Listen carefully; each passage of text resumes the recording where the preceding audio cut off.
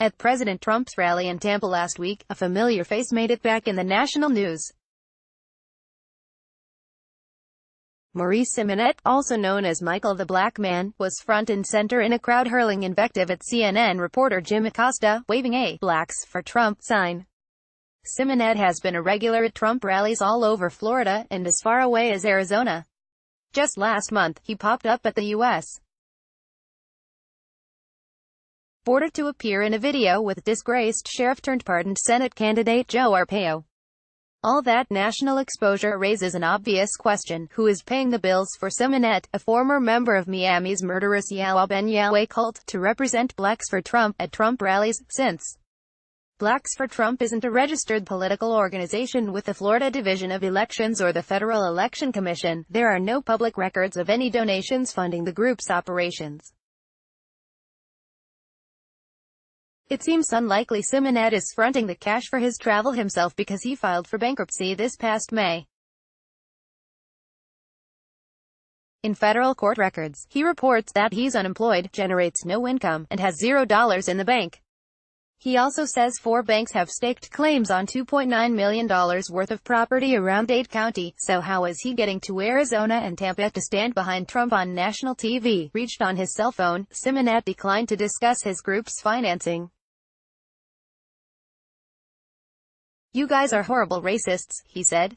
"You are lawbreakers and you're mean.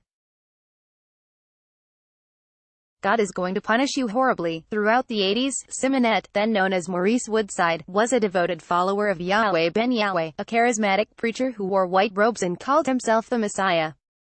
Federal prosecutors later accused Yahweh, whose real name was Hewlin Mitchell Jr., of ordering his followers to murder at least 14 people, including random white vagrants who were massacred as an initiation rite. Simonet was charged in federal court along with Mitchell and 15 other followers in 1990, while the cult's leader was later convicted of 14 charges of murder conspiracy and served nearly 2 decades in prison. Simonet and 6 other cult members were acquitted. In the decades since, Simonet has been charged with crimes including grand theft auto, carrying a weapon onto an airplane, and threatening a police officer, but has never been convicted. He does have a pending case on a municipal ordinance charge in Hollywood after police showed up to a really loud party he threw. Since Trump's election, Simonet has carved out an unlikely new niche as one of President Trump's most visible African-American supporters. He has a knack for getting prime placement directly behind Trump and has handed out hundreds of his "Blacks for Trump" signs.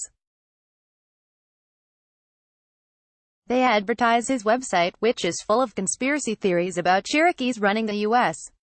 banking system. Really, Simonet was even featured at a Miami Trump rally that prosecutors later alleged had been funded by Russian nationals looking to disrupt the election.